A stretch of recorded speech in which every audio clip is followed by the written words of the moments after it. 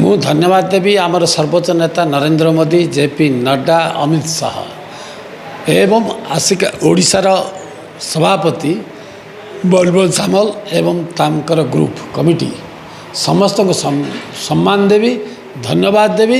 ଆସିକା ଲୋକଙ୍କ ତରଫରୁ ଧନ୍ୟବାଦ ଦେବି ଯେ ଆସିକାରେ ଆମ ଉପରେ ଏତିକି ଭରସା କଲେ ଯେ ଆସିକାର ଉନ୍ନତି କରିବା ପାଇଁ ଯାହା ଦରକାର ତାଙ୍କର ସାହାଯ୍ୟ ନେବୁ ଏବଂ ତାଙ୍କୁ ଧନ୍ୟବାଦ ଦେବୁ। ପ୍ରଚାର ତରିକା ଗୋଟିଏ କଥା, ଏ ଶଙ୍ଖ 25-24 ବର୍ଷ ଶାସନରେ ଏବଂ ନବୀନ ପଟ୍ଟନାୟକର ତିନି ଥର ଲୋକସଭା ଯେଉଁ ଟେନର ଥିଲା, ଏ ଯେଉଁ 27 ବର୍ଷ ଶାସନରେ ଆମେ ପାଇଛୁ କ'ଣ? ଶୂନ, ବିଗ୍ ଜିରୋ।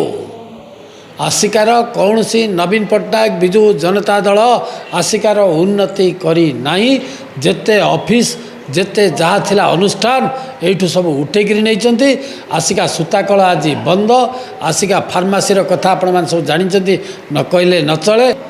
ଏବଂ MPCSକୁ ବିକ୍ରି କରିଦେଲେ, ଶୀତଳ ଭଣ୍ଡାରକୁ ବିକ୍ରି କରିଦେଲେ, ଟାଇଲ ଫ୍ୟାକ୍ଟ୍ରି ବନ୍ଦ କରିଦେଲେ। ଋଷିକୁଲ୍ୟା ଜିଲ୍ଲା ସବୁଠୁ ବଡ଼ ଜିନିଷ ଆମର। ନବୀନ ପଟ୍ଟନାୟକ 3 ଥର ରାଜନୈତିକ ଜୀବନ ଆରମ୍ଭ କରିଛନ୍ତି ଆସିକାରୁ।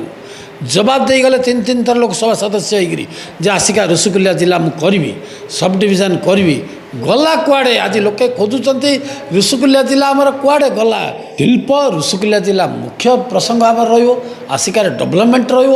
ଆସିକାର କ'ଣ ଉନ୍ନତି? କୋଟି କୋଟି ଟଙ୍କା ଏ 1.5 ବର୍ଷ ଭିତରେ ଆସିକା ଟାଉନ କଥା ଆପଣ ଦେଖନ୍ତୁ। କୋଟି କୋଟି ଟଙ୍କା ଯେଉଁଠି 5 ଲକ୍ଷ ଖର୍ଚ୍ଚ ହେବା କଥା, ଯେଉଁଠି ଲକ୍ଷେ ଖର୍ଚ୍ଚ ହେବା କଥା, ସେଠି 10 ଲକ୍ଷ ଏଷ୍ଟିମେଟ୍ କରୁଛନ୍ତି। ବିଲ୍ କରିକିରି ଜବରଦସ୍ତ ନେଇକିରି ଯାଉଛନ୍ତି।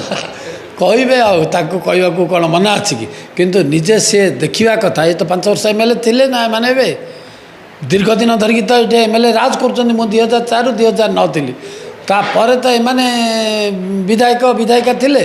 କ'ଣ କରିଛନ୍ତି ଏମାନେ? ଆସିକା ପ୍ରତି ବିଜୁ ଜନତା ଦଳର ଅବଦାନ କ'ଣ ଅଛି ତାଙ୍କୁ ପଚାର। ନିଶ୍ଚିତ ଭାବରେ ଉଡ଼େଇବ। ଏଠି ଡବଲ ଇଞ୍ଜିନର ସରକାର ଓଡ଼ିଶାରେ ହେବ। ଏବଂ ଖାଲି ଉଡ଼େଇବନି, ଆସିକା ବହୁ ମାତ୍ରାରେ ଭାରତୀୟ ଜନତା ପାର୍ଟି ପଦ୍ମଫୁଲ ଏଠୁ ଜିତିବ। ନରେନ୍ଦ୍ର ମୋଦିଙ୍କର, ମନମୋହନ ସାମଲଙ୍କର ହାତ ମୁଠାକୁ ଟାଣ କରିବ ଏବଂ ଡବଲ ଇଞ୍ଜିନର ସରକାର ଓଡ଼ିଶାରେ ହେବ।